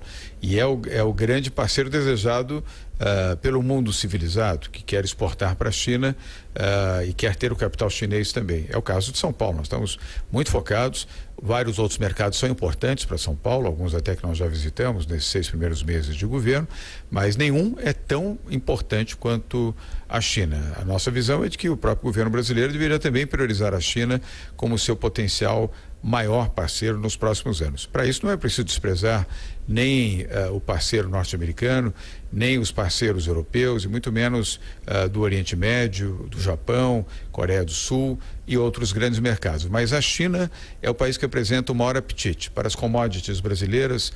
Marcelo e ouvintes da Jovem Pan, e também os internautas que nos acompanham aqui, são os maiores compradores de soja, suco de laranja, café, açúcar e em breve também de álcool e etanol. Aliás, essa é uma das conquistas dessa viagem, a expansão da exportação de álcool e etanol para o mercado chinês e também outras commodities que eles igualmente possuem interesse. Eu destacaria as frutas. São Paulo já é o 2º maior produtor do país, é um grande interesse nos chineses em ampliar a importação de frutas, além de grãos, que São Paulo mantém junto com Mato Grosso uma densa exportação aqui, sobretudo de soja, para o mercado chinês. E o setor de serviços, tecnologia e a indústria. Aqui fizemos contatos com fortes investidores na área de educação e na área de saúde, tanto para o ramo hospitalar como para laboratórios, produtores de fármacos, que nós temos um dos polos de desenvolvimento em São Paulo, é o setor de farmacologia, os laboratórios tanto genéricos e não genéricos. Indústria automobilística, nós pretendemos até o final deste ano poder anunciar mais uma indústria automobilística em São Paulo e será uma indústria automobilística chinesa. Tudo indica que será a Caoa Sherry. Agora, em relação à reforma da Previdência, ela já passou na Câmara, o senhor tem uma grande expectativa de que haja inclusão de estados e municípios, mas ao que parece o ambiente lá no Senado, isso poderá não acontecer. Se isso não ocorrer, é muito ruim, é uma meia reforma? Eu estou mais otimista, Marcelo. Eu acredito que no âmbito do Senado haverá a reinclusão de estados e municípios, o encaminhamento à Câmara até o início ou meados de setembro de uma proposta com a inclusão de estados e municípios. E vejo também que melhorou a relação deste entendimento da inclusão de estados e municípios pelos governadores do Nordeste através das suas bancadas na Câmara Federal. Então eu estou no grupo dos otimistas que acredita na reinclusão de estados e municípios no Senado, que começa agora na próxima semana o debate, e depois, ao ser encaminhado para a Câmara, a aprovação com estados e municípios. E, obviamente, como você mesmo anunciou, seria uma reforma tíbia, ou seja, uma reforma incompleta sem estados e municípios, porque obrigaria os estados brasileiros e a maioria dos municípios a fazerem as suas reformas previdenciárias, o que seria muito difícil, sobretudo os municípios já quase que à beira do calendário eleitoral. A partir de outubro começa o calendário eleitoral para as eleições de 2020. Portanto, vejo como uma condição para dar mais robustez e força à reforma da Previdência e, consequentemente, resultados de investimentos nacionais e internacionais, que estados e municípios sejam efetivamente incluídos. Rapidamente, para nós fecharmos, nós tivemos a decisão em relação ao ex-presidente Lula. A presidente do PT disse que ele corria risco em São Paulo. Como é que o senhor avalia essa questão? Não corria risco algum. Aliás, eu fiz um tweet dizendo que não havia nenhum risco, exceto de ele cumprir a pena, como qualquer prisioneiro cumpre no sistema prisional de São Paulo, e correria o risco de trabalhar, coisa que o Lula nunca fez na vida. Aqui em São Paulo, o sistema prisional oferece a opção concreta do trabalho, com a remissão de pena. O Lula teria, inclusive, a possibilidade de diminuir a sua pena, porque a cada 3 dias trabalhados, 1 dia a menos de cumprimento de pena. Mas o PT resolveu recorrer ao seu advogado para que ele possa continuar, talvez na boa mordomia que ele encontra na Polícia Federal, no prédio da Polícia Federal, a revelia da Polícia Federal em Curitiba. Se vier para São Paulo, será bem tratado, como são todos os presos aqui no estado. Mas vai ter que trabalhar, ou preferencialmente terá que trabalhar, para a remissão da sua pena. Nós agradecemos então ao governador João Dória e nesta sexta-feira vamos acompanhar aqui em Xangai a abertura do escritório paulista aqui para promoção de investimentos. Governador, muito obrigado. Um término muito perfeito aqui em relação à jornada Brasil e China. Muito obrigado, Marcelo. Obrigado aos ouvintes da Rádio Jovem Pan e obrigado também a você, internauta, que nos acompanha aqui em som e imagem. Voltamos então agora para o Brasil. Jair Bolsonaro promete divulgar gastos pessoais com o cartão corporativo. O presidente disse nesta quinta-feira, durante a transmissão ao vivo pelas redes sociais, que vai levar os jornalistas a um caixa eletrônico para conferir o extrato bancário. Segundo Bolsonaro, o objetivo da medida é desmentir acusações de que ele teria gastado cerca de R$1 milhão por mês nesse começo de mandato. Na transição de governo, a equipe econômica do presidente chegou a cogitar a extinção do cartão corporativo, mas recuou. O Ministério da Justiça autorizou o emprego da Força Nacional em protestos contra o contingenciamento na educação. Sérgio Moro atendeu a uma solicitação do Ministério da Educação para o uso dos militares nos dias 7, 12 e 13 de agosto. A portaria foi publicada nesta quinta-feira no Diário Oficial da União. Nestas datas estão marcadas manifestações contra o contingenciamento de recursos e o projeto Futurice do MEC. Justiça de Abadiânia, em Goiás, nega pedido de prisão domiciliar a João de Deus.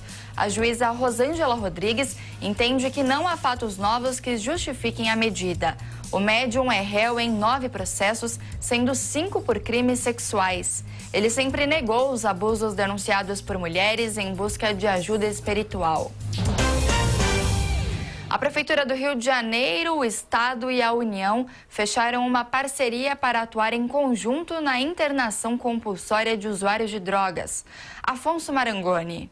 A Prefeitura do Rio de Janeiro, o Estado e o governo federal vão atuar em conjunto na internação compulsória de usuários de drogas. Nesta quinta-feira, o ministro da Cidadania, Osmar Terra, se encontrou com o prefeito Marcelo Crivella para discutir os detalhes da parceria. Na segunda-feira, Crivella publicou um decreto estabelecendo que dependentes químicos podem ser internados por até 90 dias para desintoxicação. Ele afirmou que a medida será adotada nos casos mais graves. Marcelo Crivella Crivella ainda disse que depois de 90 dias vai depender de cada um continuar o tratamento ou não. Essas pessoas agora precisam ser submetidas de maneira compulsória a um exame médico. Se perderam o controle de si, se oferecem riscos a si mesmo ou a outrem, isso diagnosticado por um médico, nós vamos precisar fazer a internação, fazer a desintoxicação e torcer para que depois eles queiram o acolhimento para um tratamento de longo prazo. O Rio de Janeiro é a primeira capital a regulamentar uma lei sancionada em junho pelo presidente Jair Bolsonaro, que permite a internação involuntária de dependentes químicos. Para o ministro da Cidadania, Osmar Terra, a cidade se mostrou disposta a enfrentar a questão. A partir da aprovação da lei, né, é a primeira capital que nos chama, né, e que está disposta a enfrentar essa questão.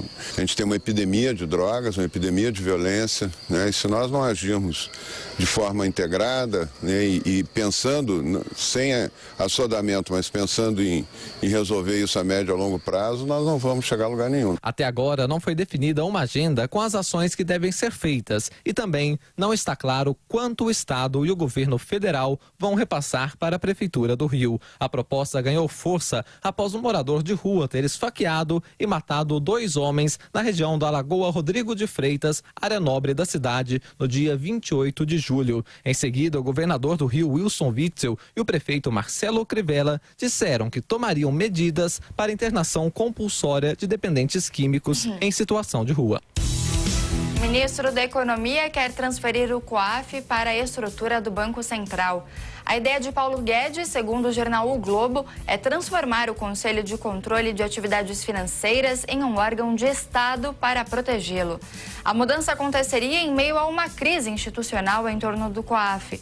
O ministro tem sido pressionado a demitir o presidente do Conselho, Roberto Leonel, que recentemente criticou a suspensão das investigações baseadas em dados de órgãos de controle. O governo deve lançar em meados do mês que vem uma campanha publicitária destinada a melhorar a imagem do país. O destaque deve ser o agronegócio, que apesar da importância econômica, vem sendo alvo de ataques por questões diversas. São motivadas por questões indígenas e ambientais, principalmente. O público-alvo da campanha está no exterior, origem dos ataques ao agronegócio. Rafael Correa, do Equador, pode ser o próximo ex-presidente de um país latino-americano a ser preso. A Procuradoria-Geral do Equador pediu a prisão preventiva de Correa, que vive na Bélgica. Ele é acusado de crimes de suborno, associação ilícita e tráfico de influência. Correa acusa o atual governo equatoriano de perseguição. Já o presidente da Rússia, Vladimir Putin, completa hoje 20 anos no poder. A reportagem é de Thiago Muniz. Passados 20 anos da ascensão ao poder, é cada vez mais difícil separar Vladimir Putin da Rússia. O ex-agente da KGB, o Serviço de Inteligência da União Soviética, assumiu o cargo de primeiro-ministro em 9 de agosto de 1999. Desde então, ele nunca mais se afastou do controle do maior país do mundo. Putin foi conduzido ao posto de premier por Boris Yeltsin, o primeiro presidente eleito na Rússia após o fim do regime comunista. Só que em 99 o que estava chegando ao fim era a própria vida política de Yeltsin. As alegres demonstrações públicas do presidente contrastavam com uma profunda crise econômica e política. Então, na virada para o ano 2000, ele renuncia e nomeia Putin como presidente interino. Pouco tempo depois, o ex-agente da inteligência vence as eleições e se transforma em presidente de fato. O economista russo Igor Shne mora no Brasil há 70 anos, mas acompanha a situação na terra natal de perto, tendo voltado para lá mais de uma vez a trabalho. Para ele, a ascensão e a consolidação de Putin no poder tem muito a ver com um traço importante de personalidade. Meus companheiros de trabalho achavam que o senhor Yeltsin tinha um pulso fraco, que tinha se entregue muito para o capital estrangeiro e não estávamos muito satisfeitos com o presidente Yeltsin. E eles estavam dizendo que a Rússia estava precisando de um presidente de pulso forte. As portas do poder foram abertas para Putin com uma melhora econômica imediata, depois que os preços do petróleo dispararam. O presidente começou uma guerra na Chechênia e se reelegeu em 2004, num segundo mandato marcado pelo início dos choques com o Ocidente. A invasão da Crimeia e os posicionamentos da Rússia na guerra da Síria e na questão da Venezuela colocam o país em contraponto com a OTAN e os Estados Unidos. O professor do Departamento de História da USP, Ângelo Segrilo, diz que o momento atual faz lembrar as tensões do passado. E parece que tanto do lado dos Estados Unidos, quanto depois em resposta na Rússia, cresceram vozes assim, essa oposição está sendo tomada meio como que permanente, né? E está criando um clima meio de guerra fria. Em 2008, o presidente não pôde disputar a reeleição, mas ele realiza uma manobra política que lhe permitiu a permanência no poder. O aliado Dmitry Medvedev é eleito presidente e nomeia o próprio Putin como primeiro-ministro. Em 2012, a dança das cadeiras se inverte. Putin vira presidente de novo e Medvedev assume como premier. No ano passado, Putin foi reeleito. O economista russo Igor Shne é bastante direto ao explicar por que considera que o poder de verdade está nas mãos de Putin. Eu acho que é uma marmelada. Ou seja, na verdade, o poder está nas mãos do Putin, que está se revezando com Medvedev para os incautos verem. Pelo menos em tese, as instituições continuam funcionando, dançando conforme a música. O professor do Departamento de História da USP, Ângelo Segrilo, diz que o momento da Rússia é de uma democracia bastante problemática. Informalmente, o governo tem mecanismos que ele pode mais ou menos controlar o sistema, que em democracias mais consolidadas, o governo não tem tanta força assim, né? Então, é uma situação muito ambígua. Essas condições são agravadas ainda mais pelas infrações aos direitos humanos apontadas por organismos internacionais. Durante a Copa do Mundo, ficou em evidência perante outros países como a Rússia reprime os gays, com a existência de leis discriminatórias. Manifestações são coibidas com bastante violência. A diretora do escritório da Human Rights Watch no Brasil, Maria Laura Canineu, lembra que agora há pouco, durante eleições municipais, ocorreram prisões generalizadas. O último capítulo desses 20 anos de poder do Putin aconteceu recentemente, que foi a prisão, o uso excessivo da força e a prisão de mais de 1.000 pessoas que manifestavam contra a exclusão de opositores políticos nas próximas eleições municipais. Dentre os presos estavam mais de 80 crianças e pelo menos 14 jornalistas. Ao longo dos anos, Vladimir Putin se deixou flagrar em vários momentos que mostram que ele é fisicamente um homem forte. Nessas 2 décadas, vimos que o presidente, ora primeiro-ministro, também age com uma força política nem sempre muito sutil. O atual mandato do líder russo termina só em 2024. Se ficar no poder até lá, Vladimir Putin terá sido o líder mais longevo dos russos desde a queda do Império, atrás apenas de Joseph Stalin. O governo federal conta com lucros de estatais para o ajuste de contas. Espera receber 13 bilhões de reais das empresas oficiais, algo em torno de 10% do necessário. Para a consecução dos objetivos, as estatais devem adiantar os pagamentos. A Caixa Econômica Federal, que tem como acionista único a União, deve enviar metade do seu lucro para o Tesouro. Evangélicos articulam ação para que igrejas fiquem isentas de multas aplicadas pela Receita. As entidades religiosas já gozam de imunidade tributária, mas estima-se que paguem 40 milhões de reais ao ano em multas por questões fiscais. Há casos de igrejas que perdem a isenção por não atuarem como entidades sem fins lucrativos. Líderes evangélicos acham que igrejas são vítimas de multas excessivas. O Tribunal Superior do Trabalho não vê ilegalidade na penhora de 5% da aposentadoria de sócio da massa falida para pagamento de dívida trabalhista. A Justiça do Trabalho de Aracaju havia determinado o bloqueio de 15% dos proventos. O aposentado recorreu e conseguiu, em segunda instância, a redução para 5%, confirmada pelo TST. A decisão se baseia em dispositivo legal, prevendo que a impenhorabilidade dos vencimentos não se aplica quando está em jogo a natureza alimentícia. O presidente da Câmara, Rodrigo Maia, avalia que o governo de Jair Bolsonaro terá dificuldades para aprovar pautas de costumes na casa. Vitória Bel. O presidente da Câmara dos Deputados, Rodrigo Maia, afirmou nesta quinta-feira que o governo de Jair Bolsonaro não tem base na casa e terá dificuldades para aprovar pautas sobre costumes. O presidente da Câmara esteve em evento do Banco BTG Pactual em São Paulo. Maia avalia que o apoio dado à reforma da Previdência não garante o suporte necessário para projetos polêmicos de interesse do Planalto, como a mudança nas regras para o uso das cadeirinhas nos carros e o fim da necessidade de exame de drogas para motoristas profissionais. Segundo Rodrigo Maia, a influência de Bolsonaro se limita às bancadas da bala e evangélica. O radicalismo do discurso dele, a vocalização mais dura, eu acho que assusta uma parte dos parlamentares que podia até, olhando com cuidado os temas, tentar colaborar. O governo não tem base.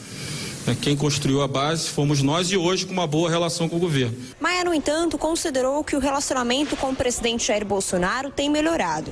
O presidente da Câmara dos Deputados ainda comentou sobre a medida provisória que permite saques do FGTS.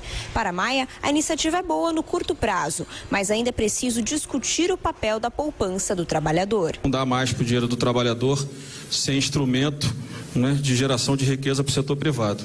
Eu adoro o setor de habitação, acho que ele é muito importante, mas não é à custa do patrimônio de terceiros. O presidente da Câmara ainda quer votar a regulamentação do setor de saneamento básico no país até o fim de agosto. Maia também começou a avaliar a medida provisória da liberdade econômica nesta quinta-feira, mas já adiantou que o texto precisa ser mais bem organizado. Mais tarde, em outro evento na Grande São Paulo, Rodrigo Maia afirmou que o presidente Jair Bolsonaro é um produto dos erros da classe política nos últimos 30 anos, que menosprezou um deputado federal do chamado baixo clero. O presidente da Câmara ainda afirmou que Bolsonaro é o que temos até 2022, mesmo com um discurso autoritário por ter sido eleito. 11h29 e a gente vai para mais um rápido intervalo. E na volta a gente continua com mais notícias da manhã desta sexta-feira. Jovem Pan News. Jovem Pan. Saúde. Corpo, mente e espírito. Dr. Zeballos. Bom, olá meus queridos amigos do Jovem Pan, eu vou falar um pouco do uso de medicamentos por uso contínuo, que às vezes os médicos são orientados a fazê-lo e não vão atrás de uma solução mais definitiva. E a gente é orientado porque está nos livros. No entanto, a história mostra que o uso crônico de medicamentos tem as suas consequências, porque não tem como, vou dar um exemplo clássico, aquele do antiácido, aqueles omeprazol, pantoprazol, esomeprazol, eles são remédios fantásticos, eles cicatrizam uma úlcera em 14 dias. Eles aliviam a agressividade do suco gástrico no refluxo. Então, por um tratamento transitório, eu acho válido. No entanto, tem pessoas que ficam usando esses medicamentos por meses ou anos. Isso tem uma consequência. Gente, se a gente diminui a acidez do suco gástrico, que é o ácido clorídrico, é a cândida ou água sanitária, ela tem uma função. Essa acidez é para matar bactérias. Essa acidez não está aí à toa, ela deixa um pH ácido que previne a proliferação de bactérias e fungos. Então é muito comum eu receber aqui no meu consultório, eu já recebi 3 casos exatamente iguais. O paciente entrou em pânico achando que estava com leucemia porque ele estava com candidíase disseminado. Isso é comum acontecer quando a imunidade do paciente está muito baixa. E o colega, com razão, ele levanta a hipótese de leucemia ou de AIDS e o paciente vem aqui em pânico e a única coisa que a gente tem que fazer é suspender a medicação e dá suquinho de limão durante 10 dias, limão espremido durante 10 dias para recuperar a imunidade local. É uma barreira imunológica, o suco ácido. Obviamente, ele em excesso e desequilíbrio causa as doenças, senão não haveria necessidade da gente reduzir a acidez. Mas é muito importante você conversar com seu médico para não ficar tomando remédio a vida inteira. A minha medicina, ela é maravilhosa, a alopata, para as doenças agudas, mas para doenças crônicas, ela deixa muito a desejar. Converse com seu médico, vamos individualizar, ver quem você é, que aí nós temos uma solução melhor para a tua saúde. Eu sou o Dr. Zeballos, aproveite o seu dia. Saúde. Corpo, mente e espírito. Dr. Zeballos.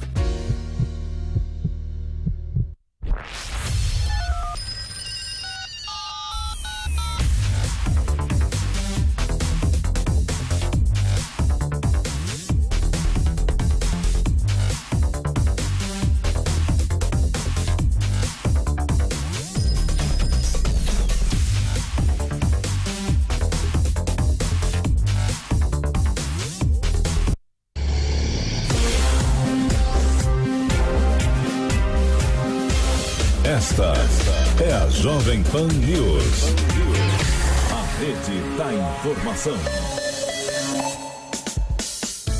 Esse é o Jornal da Manhã, segunda edição, que vai ao ar de segunda a sexta-feira, das 10 horas da manhã ao meio-dia. Nós estamos sempre ao vivo no canal do YouTube Jovem Pan News e no AM para todo o Brasil e para São Paulo também. Agora são 11 horas e 33 minutos. Vamos às principais notícias da manhã desta sexta-feira com o nosso Top 10. Mensagens vazadas. Deltan Dallagnol admite ter falado sobre impeachment de Gilmar Mendes em entrevista à revista Época. Diplomacia. Estados Unidos dão aval à indicação de Eduardo Bolsonaro para a embaixada no país. Presidente do PT. Gleisi Hoffmann chama Bolsonaro de bandido e insiste em Lula candidato em 2022. Operação Caixa Forte. Polícia Federal realiza nova ação contra grupo criminoso em 4 estados do país. Acidente em viaduto. Viga de viaduto cede na zona norte do Rio de Janeiro e corpos de vítimas são resgatados 12 horas depois. Assalto em Guarulhos. DNA revela que preso por roubo de ouro atacou carros fortes em 2017. Caso Neymar. Justiça arquiva inquérito contra jogador por acusação de estupro. Decisão unânime. STF rejeita pedido do PSL para facilitar a apreensão de menores. Eike Batista. Acordo de delação premiada de empresário não está descartado, segundo o Ministério Público Federal. Protestos na Ásia. Manifestantes voltam a ocupar o aeroporto de Hong Kong em ato antiprojeto de lei. A ONG defensora dos direitos humanos, Anistia Internacional, divulgou nesta quinta um comunicado alertando aos turistas do mundo sobre os riscos de visitar os Estados Unidos. Na publicação, a organização cita o aumento de crimes de ódio que são feitos com armas de fogo no país.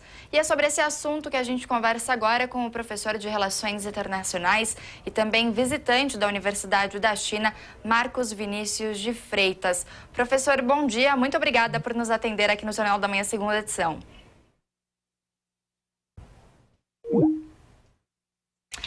A gente vai tentar o contato agora então com o professor Marcos Vinícius de Freitas.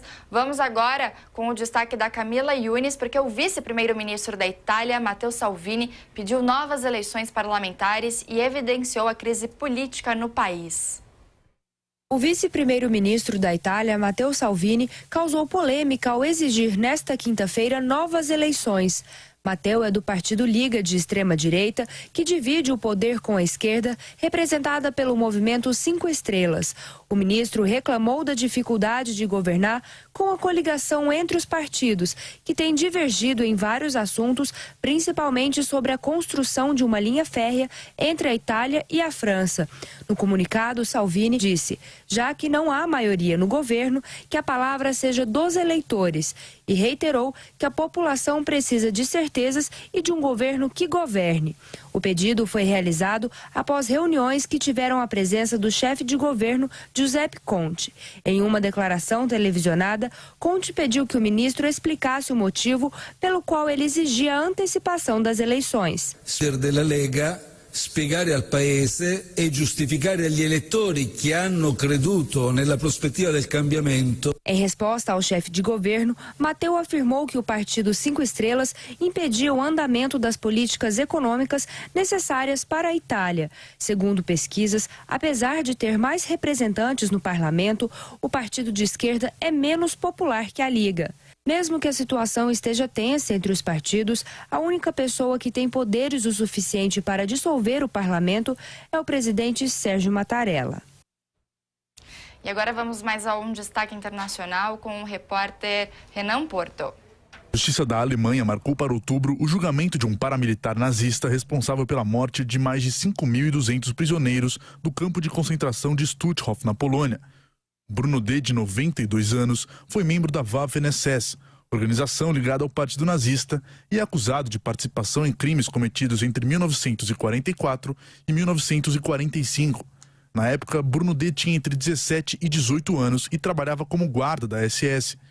O réu reconheceu que viu pessoas sendo levadas para serem executadas em câmeras de gás, mas argumentou que isso não significa que ele seja culpado. Em seu depoimento, Bruno alega que nunca foi nazista e que só foi designado para o posto de guarda do campo de concentração porque tinha problemas cardíacos. Por conta da saúde frágil e da idade avançada do réu, as sessões são limitadas a 3 horas por dia. Por isso, o julgamento deve se estender até dezembro. Essa deve ser uma das últimas vezes que um acusado de crimes cometidos durante a vigência do regime nazista comparece a um tribunal.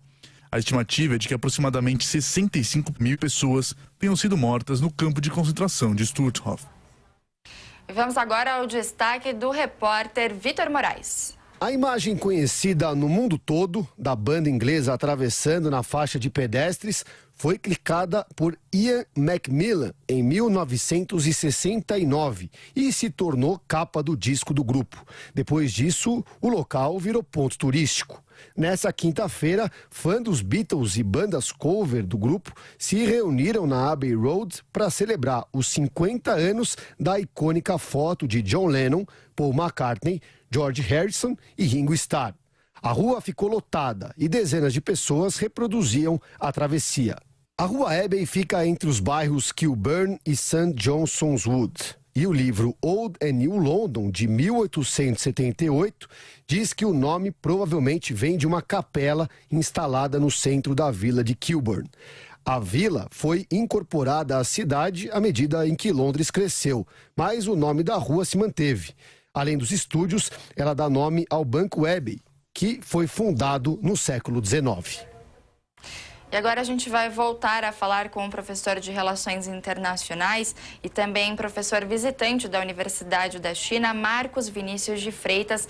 Professor, bom dia, o senhor me ouve? Ouço bem, perdão pelo equívoco anterior. Imagina, que é isso. Professor, mais uma vez, muito obrigada por nos atender nessa manhã de sexta-feira. E eu gostaria, então, de começar a falar com o senhor a respeito da reação do presidente dos Estados Unidos, Donald Trump, na segunda-feira, depois dos massacres que ocorreram no final de semana, em que ele defendeu a reforma mental, uma regulamentação mais rigorosa da internet e também a verificação de antecedentes da compra de armas, para impedir que pessoas que tenham problemas de saúde mental possam portar armas. Mas ele não falou necessariamente, né, professor, a respeito da compra por qualquer cidadão de armas de fogo. Como que o senhor analisou, então, a reação, como que o presidente dos Estados Unidos, Donald Trump, se comportou perante aos ataques que ocorreram no final de semana?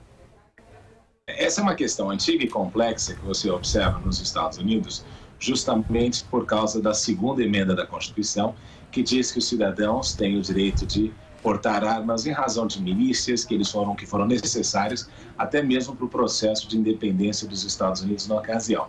Há muitos anos atrás, quando houve independência dos Estados Unidos. Então, esta cláusula constitucional, esta emenda constitucional, para muitos grupos norte-americanos, tem quase que uma perspectiva sagrada, porque eles entendem que isso é essencial, uma das formas de alguma maneira, se defender contra um Estado que seja corrupto ou contra um Estado que, de alguma forma, ameace as liberdades básicas. Esta base, que também tem na Associação Nacional de Rifle o seu principal porta-voz, esta base é que, de alguma forma, também tem um grande apoio ao Partido Republicano, e é por esta razão que o presidente Trump tem aí esboçado algumas iniciativas no sentido de se controlar o acesso a armas, mas isso é uma questão muito difícil de ser resolvida, porque a sua base, ou seja, a grande maioria que o apoia, de alguma maneira é favorável à manutenção da ideia do porte de arma para cada cidadão dos Estados Unidos. Então, essa é a grande dificuldade. Ele dá alguns acenos, mas entende que a sua base seria contrária a qualquer tipo de regulamentação mais intensa. E, professor, dessa vez que ele teve talvez como o senhor falou, acenou aí a respeito do porte de armas, da compra de armas, mas a gente já teve outros casos, né, nos Estados Unidos, inclusive durante o governo do presidente Donald Trump, alguns outros casos aí de atentados com armas de fogo. Por que o senhor acha que foi depois desse atentado especificamente, ou melhor, desses, né, foram 2 que deixaram aí quase 40 mortos, por que o senhor acha que esse especificamente acabou motivando, então, esses acenos do presidente Donald Trump? Porque foram 2 atentados que aconteceram, um em seguida do outro, e isso já vem crescendo nos Estados Unidos. Eu sei que muita gente, às vezes, compara os números da violência dos Estados Unidos com do Brasil e diz que a violência no Brasil suplanta e muito mais aquilo que acontece nos Estados Unidos, mas o problema é que para os países civilizados esta taxa de homicídios que acontece nos Estados Unidos é extremamente elevada. Isso tem vários impactos globalmente falando.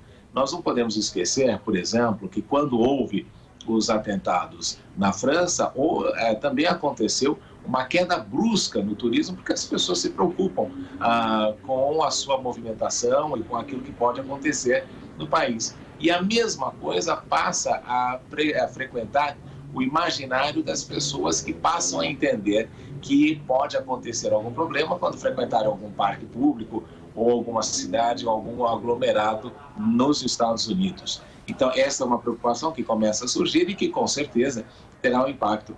E, a partir daí, nós vemos o presidente Trump, de alguma forma, acenando e entendendo que, este tipo de situação não é sustentável a longo prazo nos Estados Unidos. Mas também o presidente Obama quis fazer a mesma coisa. O grande desafio é o seguinte, é que não existe relação entre porte de armas e violência da sociedade.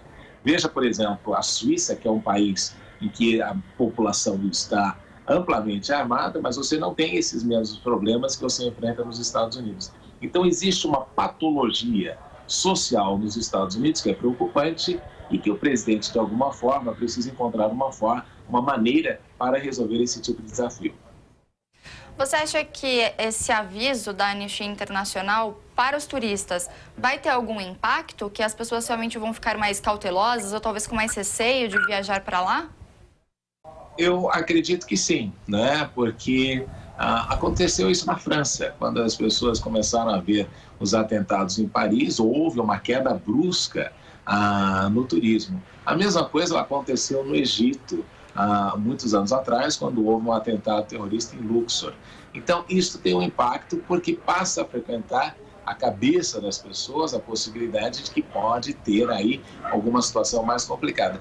Claro que nós entendemos que os Estados Unidos têm um policiamento ostensivo, que existe um controle importante nas fronteiras, Mas a grande preocupação é quando você começa a entender que estes movimentos, de alguma forma, têm origem interna. Então, é quase que uma coisa incontrolável você conseguir impedir com que esse tipo de manifestação aconteça. Então, não é esta que é a complicação e que, a partir deste momento, passa, sim, com a Anistia Internacional e outras organizações não governamentais comentando, passa a ser uma preocupação, evidentemente. É só você pensar que quando houve o 11 de setembro em Nova York, o número de turistas caiu enormemente, justamente pela preocupação que isso gera. Então, o impacto vai ocorrer para os turistas, para esse setor, né? E a gente sabe também que os Estados Unidos estão vivendo aí a prévia da campanha eleitoral para a presidência da República no ano que vem. O senhor acha que tem algum impacto também em relação a essa campanha, em relação ao Trump e aos adversários dele? Eu acredito que o Partido Democrata tenderá a ter a enfatizar muito mais essa questão da violência urbana e da emenda constitucional número 2, mas o que nós observamos é que a base do presidente Trump, para quem ele tem um grande apelo e que ainda o apoia enormemente, ele de alguma forma vai ter de adaptar o discurso à realidade destes que entendem que portar armas não significa um aumento ou um incremento na violência social. Então, a eleição provavelmente tratará a respeito disso, mas o elemento principal que o presidente Trump utilizará, com certeza, no seu discurso, buscando a reeleição, será dos dados positivos da economia norte-americana, que, de fato, apesar de toda a comoção social que este tipo de situação gera, tenderá a ser a grande preocupação do eleitor quando for à urna e votar para a eleição presidencial. Então, é um fator importante, mas não é o elemento definidor da eleição presidencial nos Estados Unidos. Professor, só para a gente fechar, como eu mencionei anteriormente, você é professor visitante da Universidade da China e a gente sabe que Hong Kong está vivendo aí semanas de muitos protestos e hoje, inclusive, eles ocuparam novamente o aeroporto de Hong Kong. O movimento completa 2 meses nessa sexta-feira, dia 9. E, bom, só para contextualizar aqui também para quem está nos ouvindo e nos assistindo, os protestos começaram depois que o governo local apresentou um projeto de lei que permitiria a extradição de cidadãos de Hong Kong para a China continental. Embora o governo tenha retirado esse projeto de lei, as manifestações seguiram, né? Como que o senhor avalia, então, esse período de protestos e de manifestações da população de Hong Kong? É interessante porque o projeto ali surgiu de uma situação até um tanto esdrúxula. Um casal de Hong Kong, um cidadão de Hong Kong, vai e comete um crime em Taiwan e retorna a Hong Kong. E Hong Kong, por não ter um tratado de extradição com nenhum país, mais ou menos se torna um lugar em que as pessoas podem cometer crimes em outros locais, retornarem e não sofrerem aí nenhum tipo de punição. Só que o grande desafio ali é que como Hong Kong faz parte da China e a China não reconhece Taiwan como um país independente, aí se quis fazer um tratado que abrangesse todo mundo, inclusive a própria China continental, e aí gera-se uma série de preocupações, porque alguns entendem que existe ali uma possibilidade de perseguição política. Este é o pano de fundo. Agora, o que nós vemos é o seguinte, também importante. Hong Kong é essencial para a China no sentido de transmitir a Taiwan aquilo que, eventualmente, os chineses entendem como o que tem funcionado para um processo de reabsorção de Taiwan na República Popular da China, que é um aspecto importante e faz parte da pauta do presidente Xi Jinping com relação ao seu legado político no futuro, que é esta inserção de Taiwan à China continental. Agora, o que nós vemos também é que a China passa por um momento de grandes desafios na ordem internacional, porque, de alguma maneira, inicia-se um processo de transição entre Estados Unidos e China, e que nós vemos aí a guerra comercial como sendo um ponto importante desta nova normalidade de conflito entre os Estados Unidos e China, e também o que se questiona muito na China com relação àquilo que acontece em Hong Kong é o quanto de elementos externos estão interferindo para criar esta instabilidade política que pode ter um impacto negativo no futuro do legado do presidente Xi Jinping. Então, quando você olha a situação ali do que está acontecendo em Hong Kong, existe sim uma preocupação com relação às liberdades, a questão da reintegração com a China continental, o medo de alguns indivíduos com relação àquilo que pode acontecer eventualmente na mudança da situação jurídica e legal da população, no seu contexto, né, uma vez que seria absorvida na China continental de uma forma mais efetiva. Mas existe também uma tentativa, de alguma forma, impedir este processo, inclusive no futuro, de reintegração de Taiwan à República Popular da China. Bom, nós conversamos agora com o professor de Relações Internacionais e professor visitante da Universidade da China, Marcos Vinícius de Freitas. Professor, mais uma vez, muito obrigada pela conversa. Obrigado, é sempre um prazer. Até a próxima. Falando aqui do Brasil, os estoques de sangue caíram drasticamente, mais precisamente no estado de São Paulo. O destaque é da repórter Natasha Mazaro. A Fundação ProSangue está precisando de doadores de todos os tipos sanguíneos. Os estoques estão 70% abaixo do patamar indicado, o que pode comprometer o abastecimento de mais de 100 instituições de saúde pública da região metropolitana de São Paulo. As férias escolares e as baixas temperaturas contribuíram para a queda. A Fundação já acionou medidas emergenciais, como a convocação de doadores por telefone, SMS e e-mail. Mas o apoio da população é fundamental neste momento. Podem doar pessoas entre 16 e 70 anos, estar em boas condições de saúde e alimentado, pesar no mínimo 50 quilos, não ter ingerido bebida alcoólica no mínimo 12 horas antes da doação e, na véspera, ter tido uma boa noite de sono. Na hora da doação, o interessado precisa apresentar um documento com foto para permitir a identificação. E um alerta importante: as pessoas que tomaram a vacina contra o sarampo precisam aguardar pelo menos 28 dias para doar sangue. Por isso, a Fundação pede para que as pessoas doem antes de tomar a vacina. A ProSangue fica próxima à Estação Clínica do metrô, na Avenida Doutor Enéas Carvalho de Aguiar, número 155, no primeiro andar. Os interessados também podem procurar um outro posto de coleta pelo site prosangue.sp.gov.br. Repetindo, prosangue.sp.gov.br. O Supremo Tribunal Federal rejeitou um pedido do PSL para mudar o Estatuto da Criança e do Adolescente e facilitar a apreensão de menores. Afonso Marangoni. Os ministros do Supremo Tribunal Federal rejeitaram por unanimidade uma ação do PSL que pretendia facilitar a apreensão de menores para averiguação. Pela proposta, as ações feitas por policiais poderiam ocorrer mesmo sem indícios de cometimento de crimes e, na prática, buscava endurecer punições a jovens infratores. O pedido, apresentado em 2005, queria tornar inconstitucionais alguns dispositivos do Estatuto da Criança e do Adolescente que tratam do tema.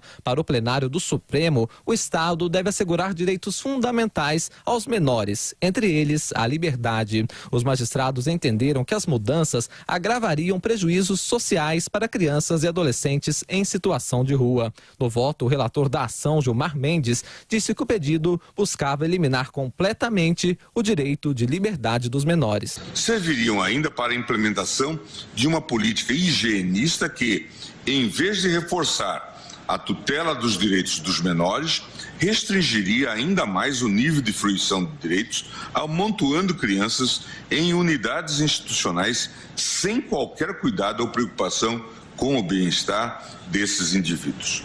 Com a decisão do Supremo, continua valendo a regra vigente. Em caso de menores vivendo nas ruas, o Conselho Tutelar comunica à família. Em evento em São Paulo, o presidente do Banco Central, Roberto Campos Neto, afirmou que a aprovação da reforma da Previdência na Câmara é apenas o começo do jogo. Marcela Lorenzeto. O presidente do Banco Central, Roberto Campos Neto, afirmou que em nenhum momento a equipe econômica do ministro Paulo Guedes encarou a aprovação da reforma da Previdência em segundo turno na Câmara como o fim do jogo, mas sim o começo. A declaração de Campos Neto ocorreu nesta quinta-feira durante um evento promovido pelo BTG Pactual em São Paulo. O presidente do BC também falou sobre o cenário econômico do país. Ele destacou que a situação atual pede a manutenção dos juros em um patamar baixo e reforçou que há espaço para nova queda.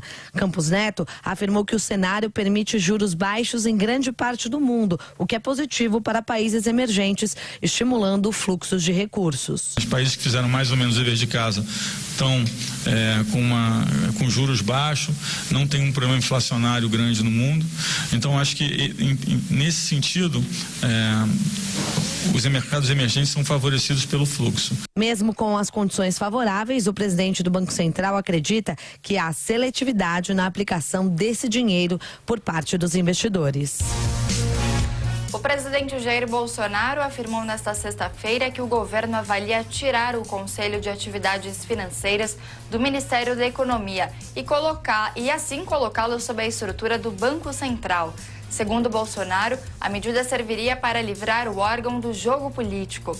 O COAF, responsável por ações de combate à lavagem de dinheiro, esteve no centro de uma polêmica no início do mandato presidencial.